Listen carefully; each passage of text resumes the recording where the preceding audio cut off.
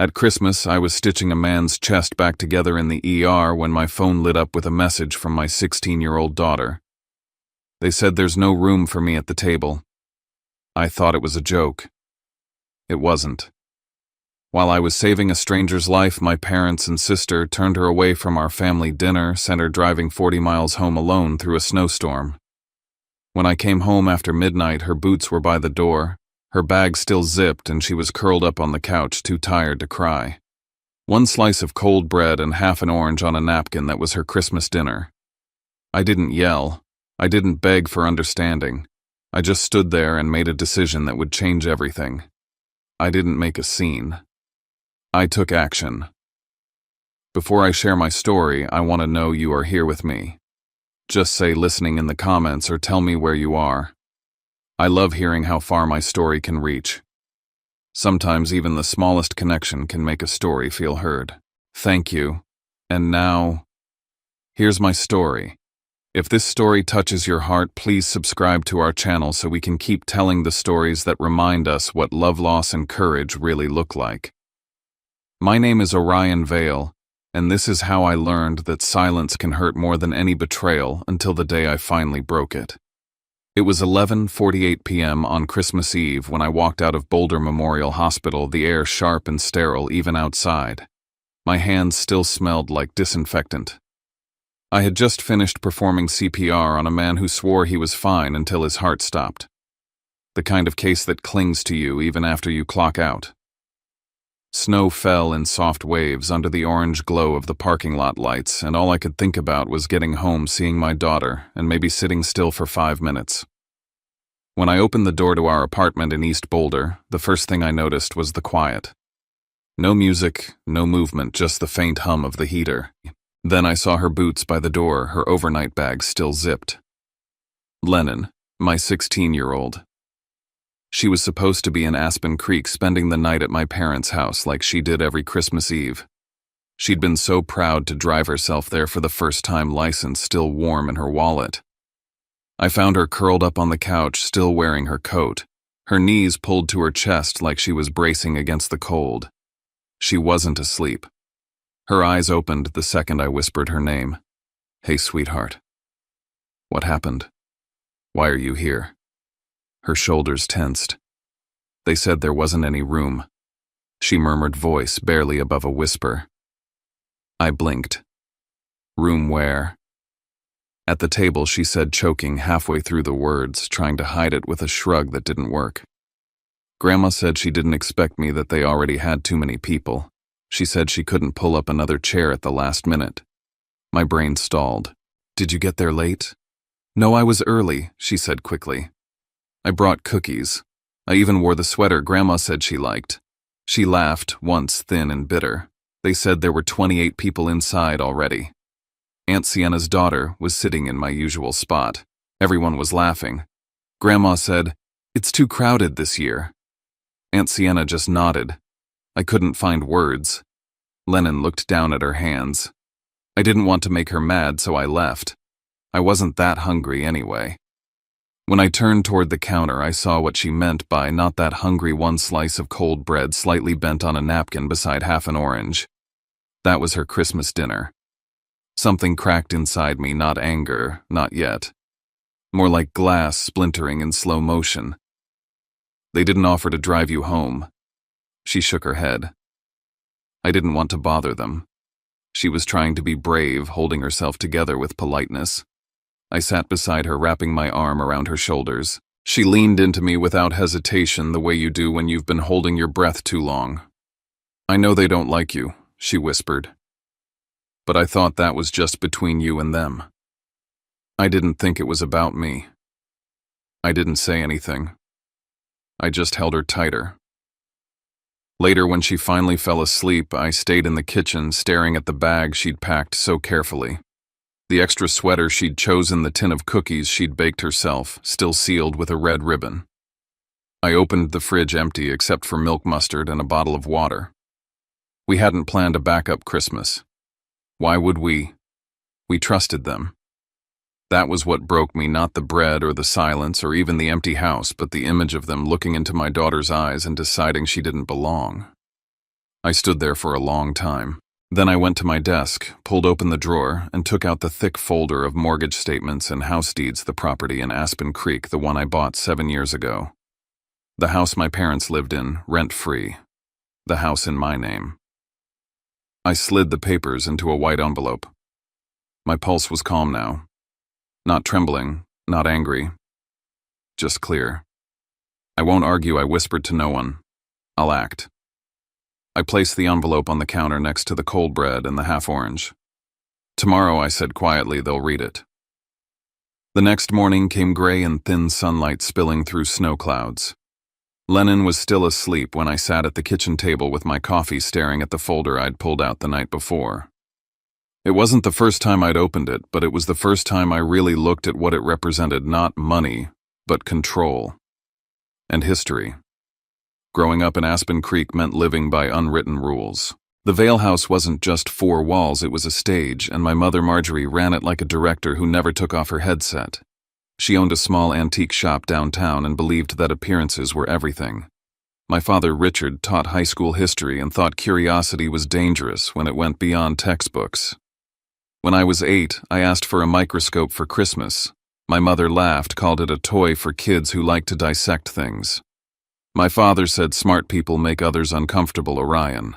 Don't make that your habit. At the Vale dinner table, curiosity was a sin and silence was safety. I learned to be quiet. Until I didn't. When I decided to go to medical school, my mother said, a doctor, fixing strangers while your own family falls apart. My sister Sienna, meanwhile, dropped out of college to start an event planning business. Every failure of hers became a charming anecdote. Every success of mine was a threat. They loved her for being loud, for keeping the family fun. I was the serious one. When I married, no one showed up because Sienna had an event. When my wife died of a heart complication 5 years later, they said it was the price of your choices. So I stopped expecting comfort. I sent money instead. When my parents started aging faster than their savings, I stepped in. I bought them a small 2-bedroom home in Aspen Creek under my name. Paid their mortgage, covered their utilities, handled their health insurance. 7 years of bills and quiet loyalty. Every Christmas they hosted dinner in that house. I used to think it was the least I could give them. But over the years I noticed the numbers on the utility statements kept climbing spikes every time Sienna had a new client. I didn't connect it at first. Not until I saw her company logo printed on a shipment receipt delivered to their address. My parents' house, the one I paid for, had become her storage space and prep kitchen. My account was footing the bill. I didn't say anything then. Maybe I was afraid of what silence had already turned me into. 2 weeks before that Christmas, I found something worse, an old email chain between my mother and an aunt dated years back. She'd written, Orion's always been unstable, too emotional for a man. We love him, but he doesn't handle life well. That line hit harder than any rejection. She'd built a narrative around me long before Lennon ever showed up. The night they sent my daughter home hungry, it wasn't a mistake. It was tradition. I looked around the quiet kitchen, the same place Lennon had cried hours before, and it felt like standing in a museum of my own endurance. I opened my laptop and began scrolling through years of transactions, documenting every payment, every expense tied to that house. A timeline of loyalty mistaken for weakness. I attached the old emails to the folder. Evidence, not memories. Outside, snow kept falling in soft gray sheets. I thought of Lennon, of how she'd looked at me last night, hurt but still kind, still polite. She didn't inherit their cruelty. She got my quiet. For once, I decided that silence would serve me, not as surrender, but as strategy. I closed the laptop, slid the files back into the envelope, and whispered, no arguments, no explanations. Tomorrow is step 1. 3 weeks before Christmas, I was standing in my backyard, breath ghosting in the cold, when my phone buzzed. Sienna's name flashed across the screen. I already knew what the call would be, about the same soft tone she used whenever she needed something. Hey, big brother. She started stretching the words like taffy. You know that STEM camp Nova got into? It's this incredible opportunity, $1, $200, but totally worth it. I figured you of all people would understand. You value education. Her voice was sweet, rehearsed.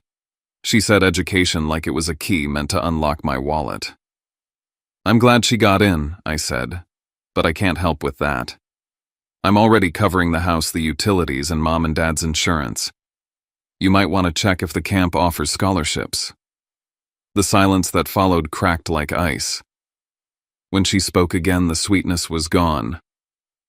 Wow, she said flatly. It must be nice having everything and still being stingy. I didn't bother replying. I just ended the call and watched the screen go dark. A week later, I drove up to Aspen Creek to drop off my mother's blood pressure medication. The house looked smaller than I remembered, its windows glowing with that same warm light that once meant home. Inside, the smell of cinnamon and pine hit me, Sienna's brand of hospitality. Mom was at the counter taping a list to the refrigerator. Planning for the dinner already, I asked. She turned startled and smiled in that tight, polite way that meant I'd interrupted her. Oh, just trying to keep things organized. So many people this year. I leaned closer to the paper. The Christmas seating chart. I scanned the names: Richard, Marjorie, Sienna, Nova, the Keller family, the Petersons from down the road, even one of Sienna's clients. But not Lennon. My chest tightened. Looks like a full house, I said carefully. Lennon's really looking forward to coming. She wants to drive herself this year. Mom's mouth twitched into something that wasn't quite a smile. We'll see. You know how crowded it gets. It might be easier if she stays with you this time. I didn't say what I was thinking. That Lennon was her only granddaughter. That crowded wasn't the same as unwelcome. I just nodded, handed her the medication, and walked back to the car. That list stuck in my mind the whole drive home, the way her name was missing, the neat handwriting, the note at the bottom, special guests, the Kellers. A week later, when Lennon came home from that dinner alone, I understood. It wasn't an accident. It was payback. Sienna had found her way to get even. That night while Lennon slept, I pulled the refrigerator list from my coat pocket. I'd taken it when Mom wasn't looking. The backside wasn't blank, it was an invoice. A draft printout from Sienna's company showing catering supplies delivered to the Vale residence on December 23rd. My parents' house wasn't just a home, it was her event venue. They hadn't run out of chairs for family. They'd filled them with clients and neighbors who paid her bills. I pressed my palm over my eyes, feeling the weight of it all settle. In Lennon's jacket left on the couch, I found a small envelope. The handwriting was my mother's, to Lennon. The flap was sealed, but the paper inside was blank except for 2 words: Merry Christmas. No signature, no love, nothing else. That unfinished card felt heavier than any of the invoices. It wasn't a mistake. It was proof they'd made their choice days before. I placed both papers, the seating list and the card, into the white envelope already holding the house documents. I sealed it and set it beside me. They've shown me how they set their table, I said quietly. Now it's time I learn how to set mine. The snow outside was coming down hard. In the morning, it would cover everything, even the tracks of those who'd turned us away. Christmas morning broke without color. The sky hung low, swollen with more snow. Lennon was still asleep, her face soft in the half-light. I brewed coffee, then opened the drawer where I'd kept the envelope. Inside were the deeds, the receipts, the invoices, the Christmas card, and the new document I'd drafted at dawn, a formal notice of termination of financial support and eviction within 60 days. I called Jonah, my colleague and closest friend. He didn't ask questions when I said I need a ride to Aspen Creek. We drove in silence, windshield wipers thudding a steady rhythm against the storm. The road curved through pine forests heavy with snow, and I tried not to think about the last time I'd made this drive. Lennon singing carols in the passenger seat, her voice too bright for a family that never sang back. When we reached the house, everything was quiet. No decorations outside, no lights except a flicker from the living room. I walked to the porch and knocked. Once. Twice. No answer. I crouched, slipped the envelope into the crack of the doorframe, and stood there for a moment. The cold bit through my gloves. It wasn't about revenge. It was about boundaries. As I stepped off the porch, the screen door creaked open behind me. I turned just enough to see my mother, Marjorie, in her robe, her hair undone, her face pale. She bent down, picked up the envelope, opened it right there. Her lips moved as her eyes scanned the pages. Then came the scream. "Richard! He's throwing us out!" I froze, watching from the car. My father appeared at the doorway, confusion melting into anger. Behind him, Sienna stumbled out in red Christmas pajamas, phone already in hand, camera pointed straight at me. "There," she said, her voice shaking with adrenaline. "See proof. He's lost it." I didn't say a word. Jonah reached across and turned the key in the ignition. We drove off while their voices echoed in the snow, growing smaller and smaller until all that was left was the hiss of the tires against the ice. By the time we reached Boulder, my phone was vibrating non-stop, calls, texts, notifications piling in. 36 missed calls. Messages from relatives I hadn't heard from in years. "Your mother's having a breakdown. What did you do? You can't just throw family away." Someone had sent Sienna's video to the entire family group chat. The caption read, "He's evicting our parents on Christmas Day." I opened the video. It showed my mother crying, holding the papers, Sienna narrating like a reporter. And in the background, blurred by snow, my face turned toward the car, unreadable. Scrolling through the comments, I saw one line that stopped me cold. "He's forgotten where he came from." I set the phone down. For a long time, I just sat there listening to the soft tick of the heater and the hum of the fridge. Lennon was still asleep in her room. The world, at least in our small apartment, was quiet again. Then another notification lit the screen, a tag on social media. Sienna had posted the video publicly. The caption now included my address. It wasn't about the house anymore. It was about humiliation. I walked to the window, looking out at the snow falling on the empty street. Every light in every window reminded me of a table somewhere full of warmth, full of people who believed they were right. Not one of them had asked about Lennon. Not one had said her name. They cared about reputation, not kindness. About being right, not decent. I went back to the kitchen, poured a cup of tea, and sat in the same chair I'd occupied the night before.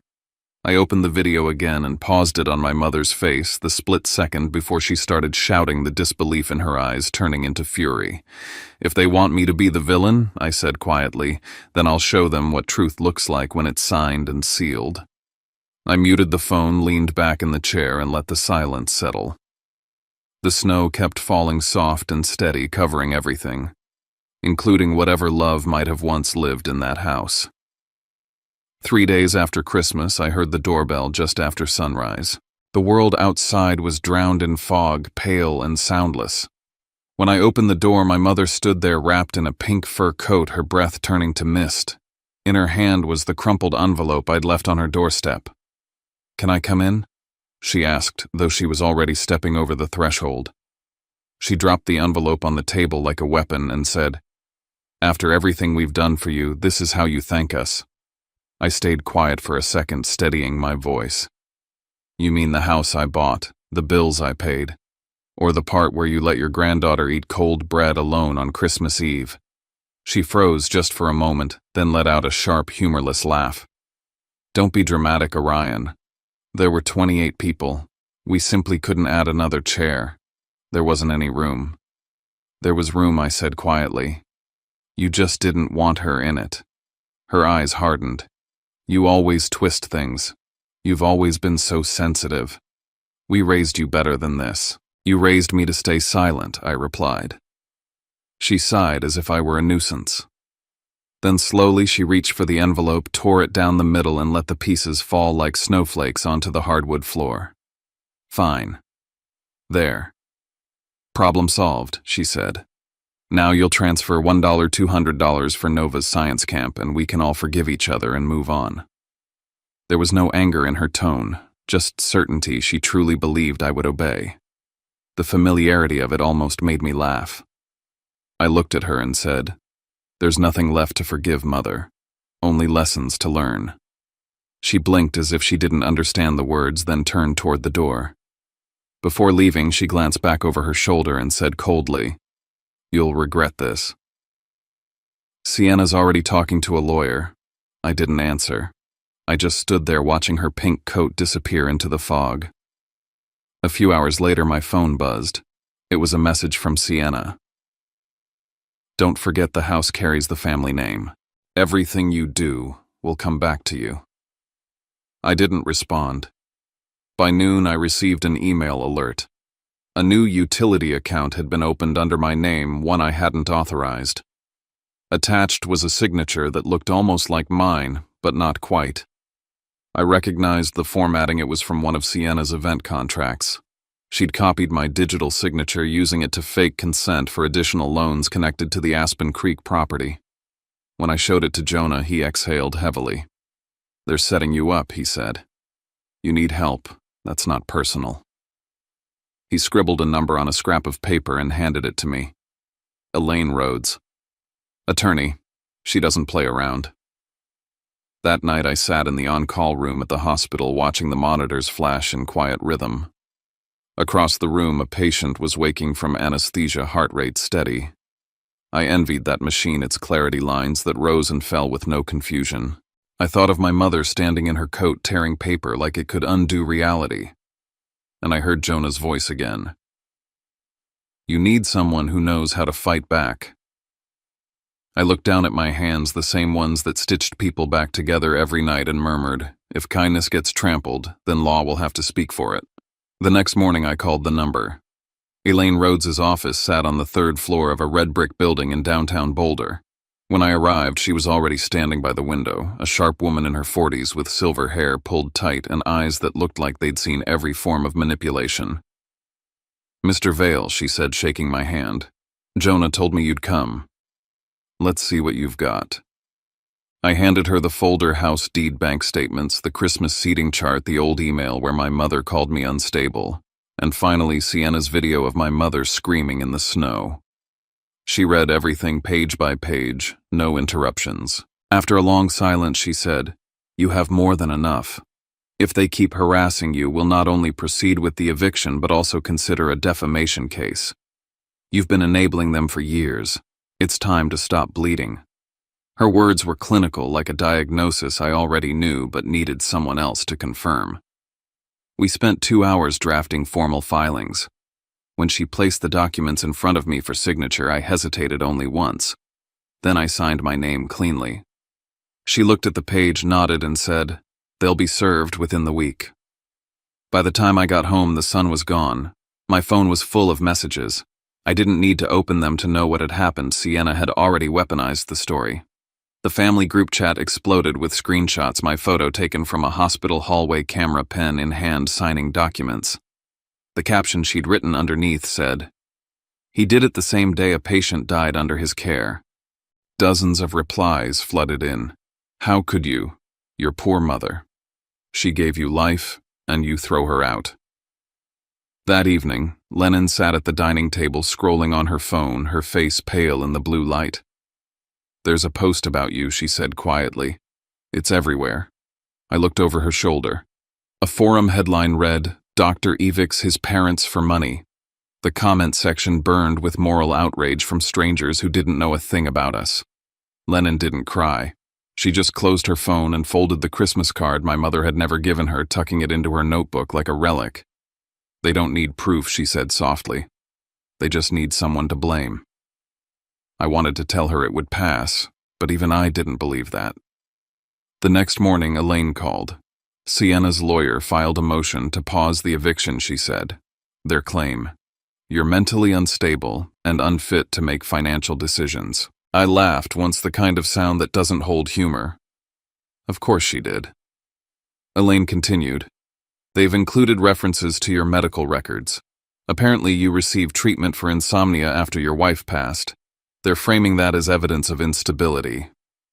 I sat back in my chair. "So my grief is now a legal weapon. Only if you let it be," Elaine replied. "Do you have anything that shows their financial dependence on you?" "I have everything," I said. 7 years of it. Later that afternoon, Jonah stopped by my office holding a USB drive. "You'll want this," he said. "Remember that call when Sienna begged for money last year? I record all business-related calls for insurance purposes. You might find this helpful." I listened to the recording after he left. Sienna's voice filled the room, syrupy and cold. You're the only one with real money, Orion. You're basically the family's wallet. Be useful for once. I closed my eyes. There it was. Proof not just of greed, but contempt. When I sent it to Elaine, she called within minutes. That's it, she said. This will cut through every lie they spin. We'll take it to court. That night, I drove aimlessly through the quiet streets, snowflakes blurring the edges of streetlights. On the radio, Silent Night played faintly a melody too calm for the storm that had taken root inside me.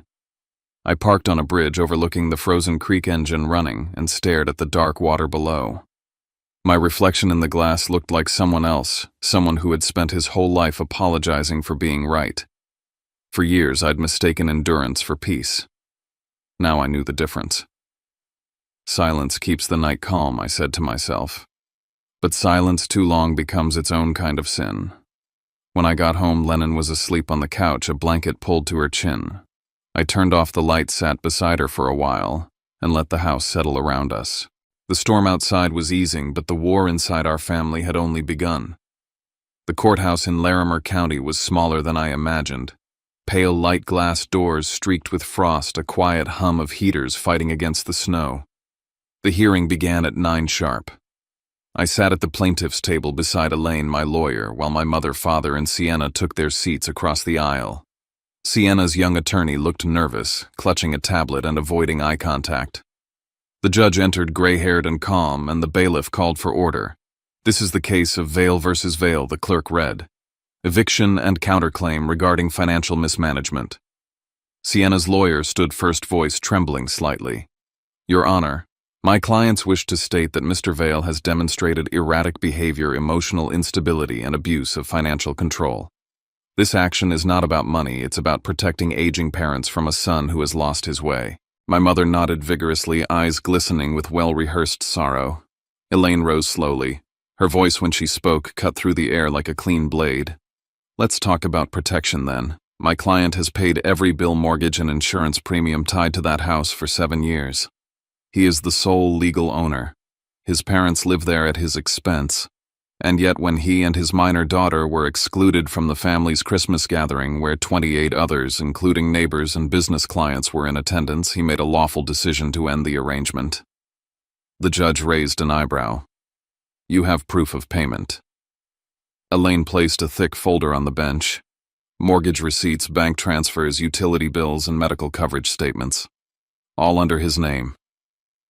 Sienna's lawyer objected. Irrelevant to the judge, lifted a hand.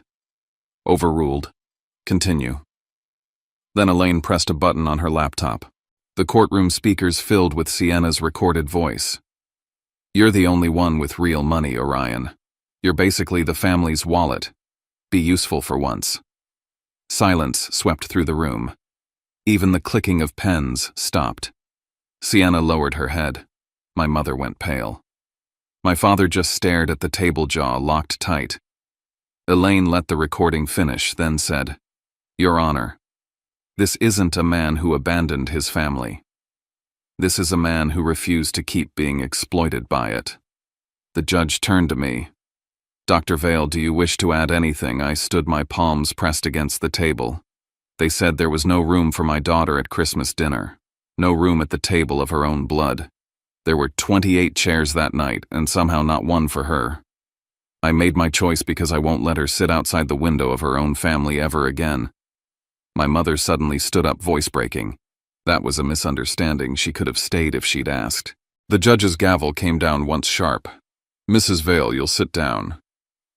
Elaine handed the judge one last paper, the seating chart with my mother's handwriting, every guest listed but not Lennon. On the back, the invoice for Sienna's event dated the night before Christmas. The judge examined it quietly, then looked over his glasses. The court finds the eviction order valid. The property title is in the name of Mr. Orion Vale. The opposition provides no legal standing. A murmur filled the room. My mother's hand gripped the edge of the table. Sienna avoided my gaze. When the session ended, I gathered my papers. As we stepped into the hall, my mother brushed past, whispering, You'll regret this. Maybe I said. But today the truth had its seat at the table. Outside, snow drifted across the courthouse steps. Lennon waited near the door, coat-zipped eyes searching mine. "Is it over?" she asked. "For now." I put my hand on her shoulder. "Let's go home." But the quiet didn't last long. By evening, my phone buzzed endlessly. Lennon's classmates had found the courtroom footage. Someone had leaked the clip of my mother shouting. They mocked her voice, then mocked Lennon for sharing my name. Then came an email from my father. "You did the right thing, but don't come back. Your mother won't forgive you." A message request followed from a local reporter. "We'd like to interview you about the case. The story's gaining traction." I turned to Lennon, who was reading the same news on her phone. She looked up calm, but steady. "If they're lying," she said, "then let the world hear the truth." I nodded.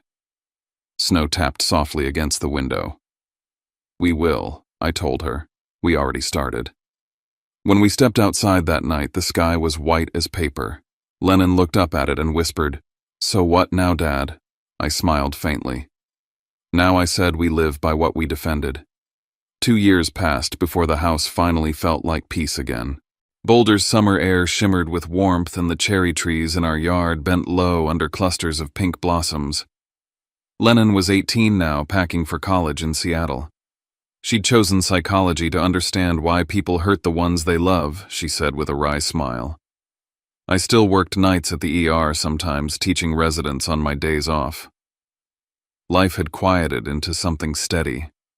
The Aspen Creek house had long been sold. The young couple who bought it sent me a postcard last spring. "We planted cherry trees along the old fence. Thank you for giving us a start." I pinned it on the fridge right beside Lennon's acceptance letter. My parents now rented a small home near Fort Collins, living mostly off retirement savings. We hadn't spoken in nearly a year. Then one afternoon, a letter arrived in my mailbox, the handwriting unmistakable, my father's shaky but deliberate. Orion. It began. "We all lost something in this fight, but at least Lennon won. That has to count for something." There was no apology, just an admission wrapped in quiet resignation. Inside the same envelope, a folded newspaper clipping. My mother had added it, no signature, just her perfume faintly lingering on the paper. The headline read, "No room for cruelty at my table." An old interview I'd given months after the trial. She hadn't written to me, but she'd kept the article. That was her way of speaking without surrendering. That evening, the sky blushed gold. Lennon was setting the table on the porch, 2 plates, 2 glasses of lemonade. I stepped out and she said I added a 3rd chair, just in case someone ever wants to join us. Her voice was light, but the meaning landed deep. I looked at the empty chair, then at her. "As long as they know what it means to deserve it," I said. She smiled. "Then it'll always be waiting." My phone rang just then. Sienna's name flashed on the screen. I hesitated, then answered. Her face appeared older somehow, eyes rimmed with exhaustion. "I wanted to say I'm sorry," she said quietly.